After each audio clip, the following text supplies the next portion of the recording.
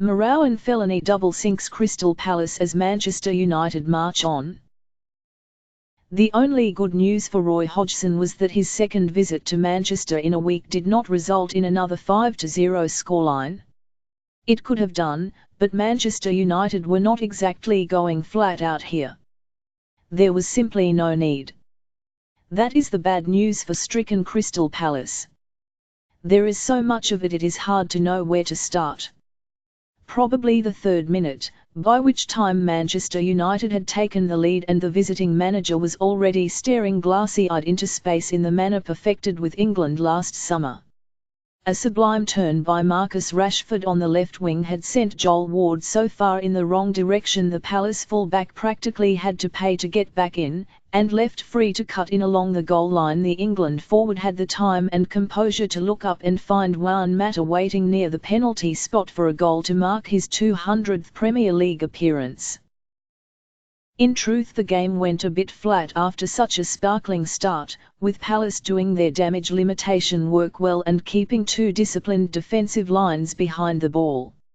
It took United half an hour to find a way through, though when they did the danger again came from the left. This time it was Ashley Young in an advanced position, easily avoiding Andros Townsend's token resistance to send over a cross to the far post, where Marouane Fellaini was able to sweep in a close-range volley. Palace made it to the interval without further mishap, yet in the 10 first half minutes that remained after Fellaini's goal United could easily have doubled their lead. Rashford struck a post just before the break, but the passage of play that best summed up the task ahead of Hodgson came a couple of minutes earlier, when Townsend needlessly conceded a corner because he could not find a teammate to help him out, and Chris Smalling missed the target at the far post with a free header from Mata's cross. All Palace had managed by way of attack in the first period was a shot from stand-in striker Bakary Sakho that David De Gea beat away, though it was significant that even when United made mistakes at the back, such as the clearance from the goalkeeper that went straight to Jeffrey Schlupp, their opponents were too timid to take advantage. Hodgson's second half began as badly as his first, with whatever he had said to his players in the dressing room rendered irrelevant by the free kick Rashford arrowed into the area for Fellaini to score his second with a header on the 6-yard line.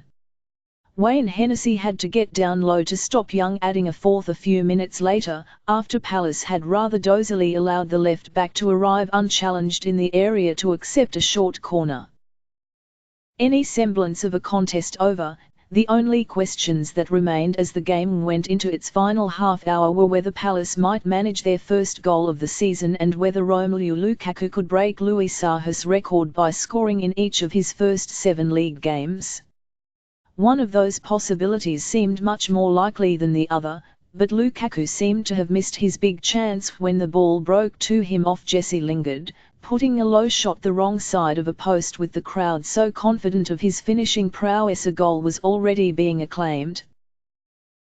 That left Palace a window of opportunity, but though Townsend went close with a free kick from a long way out, it was not that close, and Lukaku had the last laugh when Ander Herrera and Anthony Martial presented him with an unmissable chance 4 minutes from time.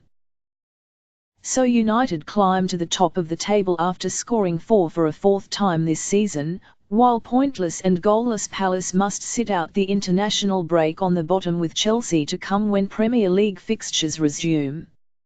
"We're Crystal Palace, we score when we want" was the defiant chant from the travelling supporters. If only it were true.